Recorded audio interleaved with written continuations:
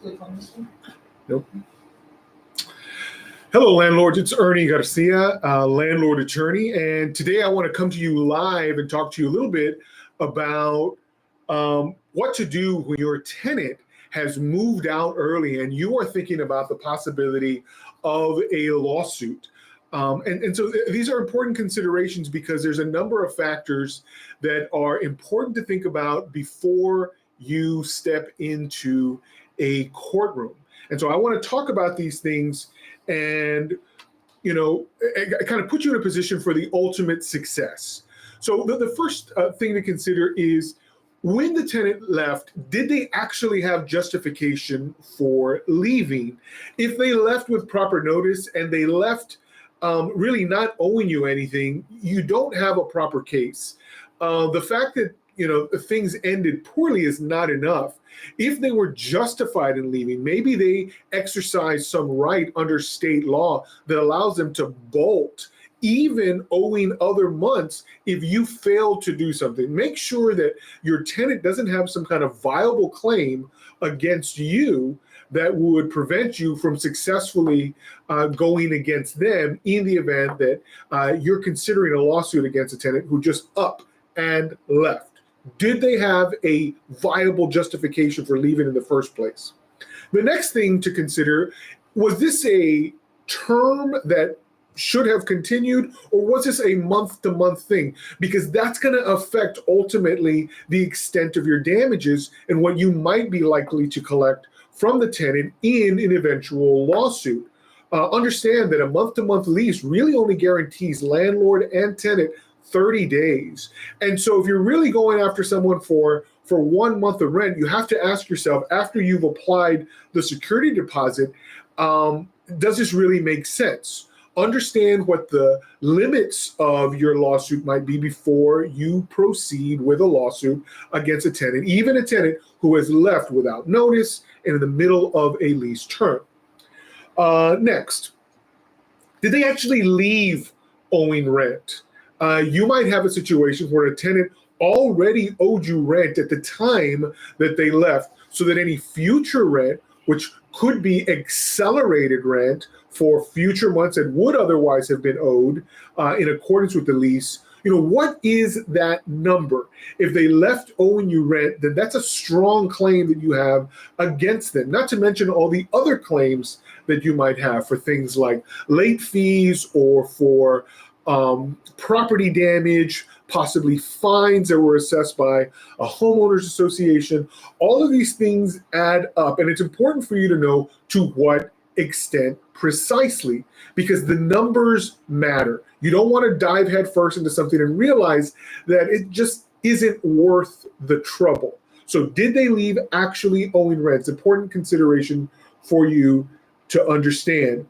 And then, do you know the full value of your damages? Because you may suspect that you have $30,000 of damage from unpaid rent and damage to the property, but it helps to have an expert come in and say, well, this can be all repaired for less than what you originally anticipated.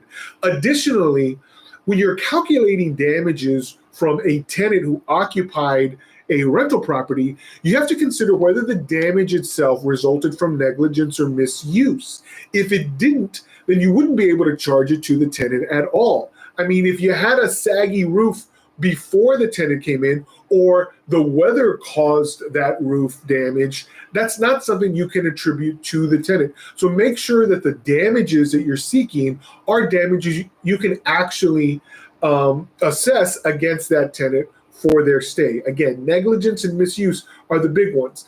Unpaid rent, that's easy. As long as they sign the contract and agree to pay that rent, they owe you, generally speaking, all the way to the end of the lease term. Now, in many states, Texas included, once a tenant leaves, a landlord has a duty to mitigate their damages. Now, that duty is important. It's important for landlords to understand that you can't just sit on your hands and say, well, that tenant owes me another 5 months and I don't got to do anything until month 6 to find myself a new tenant. That's just not true. And it doesn't matter that the tenant can actually afford all of that, and you know you're going to hit them with a lawsuit for that full amount. If it turns out they file a defense, again, I'm talking about Texas law, but the same may be true across many states, that your state may require you to show that you made a diligent effort to find a new tenant to mitigate your own damages. Which is to say, once you get a new tenant who's paying at least the same amount of rent or more, your damages are cut off, at least in terms of unpaid rent. And so if rent is the biggest portion of your claim, and really it's accelerated rent for the future, you have to ask yourself, can I get that full amount? Or because I've mitigated, have I really limited what was otherwise a much larger claim? And that gets us to the next point. If you do the math and find out that the damage you've experienced is not altogether that significant, why move forward with it at all? Remember, you've got a security deposit, you've got a duty to mitigate your damages, and you've got the defense with regard to damage to the property, that the thing has to be damaged through misuse and negligence. Ordinary wear and tear doesn't count. So once you consider all of these factors, you may find that your claim isn't quite as high as you originally thought. And that makes it less necessary to go after. And it probably disincentivizes you from the cost and the time that are inevitably going to be required of you for a successful lawsuit. So are your damages significant enough? Even if you can calculate them to the penny, and you always should, is it still enough for you to go into the courtroom? If that's the case, then yes, you should go and proceed, or at the very least, you do have a viable claim to go against that tenant. But I've got two other things that I want you to consider. Before I get to those, I do want to talk to all the landlords, particularly landlords in the state of Texas. So I practice in Texas. I practice all across the state of Texas, and I appreciate all of you who, give a lot of kind words on this channel, on my Facebook group, all over where you see me on social media. Kind words from many of you who appreciate the lessons on landlording, and the tips that I give, and the education that I provide for absolutely free to all of you here on this channel, and again in various other places. However, for those of you who are interested in just a little bit more, I have an eviction course, again, specifically tailored for landlords in the state of Texas. If you are interested in your own do-it-yourself course, yes, you can come and hire me, have an attorney, go with you into court.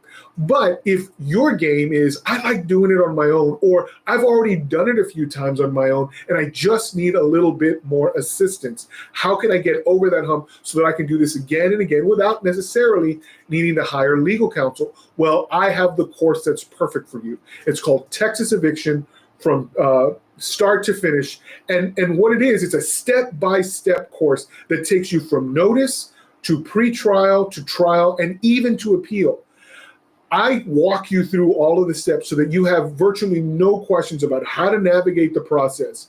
I give you templates and show you how to fill out a notice of default, or a notice of non-renewal, or a notice to vacate in alignment with state law. If you are curious about what it takes to get a case from notice to judgment, this course might be exactly what you need. If you're interested in more information, there's a link in the description below. Also, you can go to attorneyeg.com/EV, attorneyeg.com/EV for a more in-depth explanation of everything that's included in this eviction course. Let's jump back into the topic of what to do when your tenant has moved out early and you're thinking about whether it makes any kind of sense to go after them with a lawsuit. And so we've covered 5 points already. Did they have any justification? What's the length of the lease?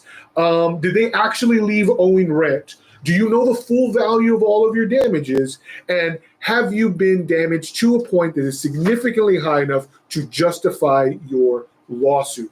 If you've answered all of these questions and you're still, yes, I have a viable claim what are the next two things to consider about filing that lawsuit? Well, and these are important factors that you need to know, because it doesn't help for you to have a claim if you can't do much with it. So the next very important thing for you to consider is, can you even locate the tenant right now? If they've left, where are they? Because if you can't find them, it's going to be very difficult to actually sue them. And so if you can locate them, then you can actually sue them. But if you can't, it's going to be really hard. There are steps that we can take to go and track down people. There are public databases that are out there that we use, or skip tracing that we employ to find out where people live or work. But that work address is also important. You don't necessarily have to know where they reside, because half the time troubled tenants are not going to tell you where they're moving. But if you know where they are employed, you can actually serve a lawsuit on a tenant at their place of business. And so that's the next best option, is if you can't serve them where they live, serve them where they work. A work address is good enough to file with and to get that tenant served. But the last consideration about suing your tenant, once you know you've got a strong, viable claim and you know where that tenant is located, the last thing to consider is, if I sue this tenant, how likely am I to recover my judgment? Because it doesn't help to win a $10 or $15 or $20,000 judgment against someone who can never repay that, who doesn't have the funds or the property to cover such a claim. Now, different states have different options where this is concerned. In the state of Texas, you can't garnish wages. But if you live in a state where someone is gainfully employed and where you can take a civil judgment and garnish wages with it, that's an option available to you. Again, in the state of Texas, it just isn't an option for this kind of lawsuit. But if they do own property which can be seized, like additional vehicles or non-exempt real estate, it is possible for the constables to go out in the state of Texas and in many other states, seize that property and hold a constable sale or a sheriff's sale, depending on your state rules, so that those things are sold and the proceeds applied to your judgment. But if someone simply doesn't have the assets, the resources, or the funds in an account to cover the costs of your judgment, that's going to be that's a no-go. And I never advise parties who are in this situation to proceed with a lawsuit against someone who just doesn't have the funds. However, if you've gone through all of these steps and you know, yes, I've got a great claim, I know exactly where this person is, and I know they have the capacity to pay this judgment, $5, $10, $15, even $20,000, then it's worth it for you to go after them. Whether you go in a small claim or whether you go into regular civil court, whether you have counsel or not, you are, once you've taken these steps and made these considerations, in a position to go after them. And I strongly encourage that you do that. Naturally, I'm going to advise you to seek counsel, especially the higher the dollar amount, because you don't want to go in, lose the case, and then be claim precluded from filing it again because you did something wrong in the original filing. So we have a question here that I want to address. I hope what you've heard already has pretty well answered many of your questions. But if you've got additional ones, you can leave them below, and I'll do my best to answer each one so that everyone can benefit from these responses. But the first question that we got has to do with moving for employment. Does it matter if they move due to a new job? Well, that's going to depend on a couple of things. First, is there anything in your state's property code that gives them an out when their job moves them? In the state of Texas, nothing like that exists. So this wouldn't work in this state, but it might apply in yours. There are some leases where these terms pop up, though. Check your lease to see if your lease gives the tenant an out in a situation like this. If your lease has a provision that allows an out strictly for very limited occurrences, one of which might be a job transfer, then you might be subject to letting them out. We talked about the very first thing for you to consider is whether or not the tenant has any kind of justification before leaving. If this is in your lease or if this is in your state's law, then this might be a justification. Otherwise, no. The fact that they got a job that's moving them elsewhere does not, again, barring state law or barring a provision in your lease that allows it, just generally speaking, this is not a valid justification for terminating the lease early. So I don't know if we have any other questions, or we got two more questions that just popped in. We'll go ahead and get to those. Thank you. Okay, so how is this reported on credit or eviction reports or history so that other owners know in the future? Well, as of 2018, judgments for non-payment like this stopped being included on credit reporting. So federal law came in and stopped that process. And so it's no longer going to appear on a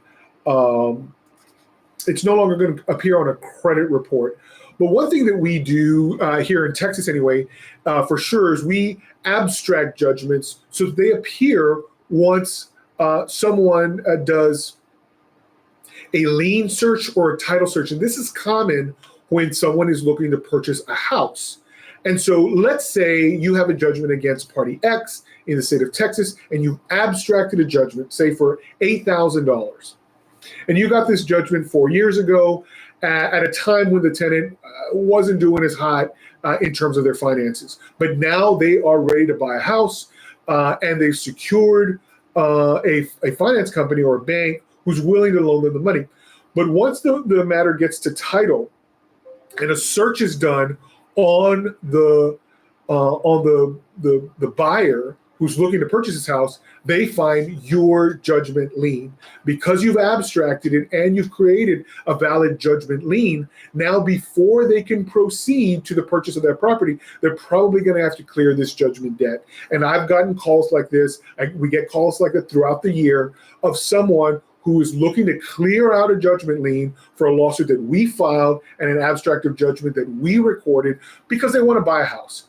And so in those occasions, we get a happy phone call, or we make a happy phone call to a landlord and say, hey, this judgment from years ago, which we abstracted, is now paying out, plus interest, and we just need to know that you want us to collect it for you. And sure enough, I've never had a no. We always collect the funds on behalf of the client and then issue them a check. And so it's always really nice to be able to collect in this way. However, unfortunately, after federal law passed, barring the practice of attaching judgments to credit reports, it's no longer going to be found there. As for other landlords or other owners, investors of residential real estate like this, unlike an eviction, this kind of judgment, it just kind of runs it's just a civil judgment. And so it wouldn't necessarily attach to a rental history like an eviction might. And so people who go out and look at court records when they're doing screening would find evictions, but they wouldn't necessarily find civil claims based on residential leases. So that's the one difference. If you want to record something so that you might collect it later in the state of Texas, for sure, you can file an abstract of judgment to create a judgment lien. Different states are going to have a different procedure for preserving their judgments and recording them. But in the state of Texas, we strongly recommend an abstract of judgment for that purpose. Next question. Is it not worth it to create a history of bad tenants for a bad tenant profile for future renting activity? Well, there are court records where this information is public, and there are services that screen for these exact things. If you're asking, does it make sense to start a database? Well, the problem with that is who's going to do it? Who's going to collect the data for every renter in the state of Texas, or every renter in the United States, or every renter on the planet? That's a lot of information. And the truth is, how are you going to be able to distinguish between Joe Smith in Houston, Texas, and Joe Smith in Dallas, Texas? And so, there are logistical complications when it comes to that. Naturally, with an eviction, you'll have things like property addresses. You'll have things like, at least with an abstract, you'll have some identifying factors. We always like to record our abstract with the last three of a social, the last three of a driver's license, and a date of birth. So it's very easy to pin down who this particular Joe Smith is. I think it's a good idea to have this. The problem is just logistically, how would you manage it? Would this be a government agency? Probably not. Would this be a private agency? Maybe, but who would fund it? Why would it be advantageous for a private company to do it? It's hard to say. If there were a big enough demand for it, yeah, I think somebody might take this with a private idea, but as of right now, it just doesn't exist. The closest thing we have are recorded judgments for evictions and companies that go out there and screen potential clients. And if you're not getting your potential clients screened, you're really kind of shooting yourself in the foot by not, eliminating the possibility of a future eviction by understanding your prospective clients' past evictions. So I want to thank you all for joining. And I want to remind you, for those of you who are interested in a do-it-yourself eviction course, because eviction can be complicated. And some of you know just enough to get yourselves in trouble. Don't put yourself in a position where you know just enough to get the whole thing wrong. It's not enough to just start the eviction. You want to be able to start it, successfully end it, and then recover your property as quickly as possible. My eviction course will help you do that because it helps you with notice, it helps you with preparation for trial, it gives trial strategy, and helps you even when the tenant files an appeal. You don't want to be caught flat-footed. You don't want to be caught unaware just because you didn't consider the possibility of an appeal, or you didn't consider the possibility of a defense, or you didn't really pay attention to the rules when it talked about notice. If you are interested in an eviction course that I offer, there's a link in the description below, but also you can just go to attorneyeg.com/EV.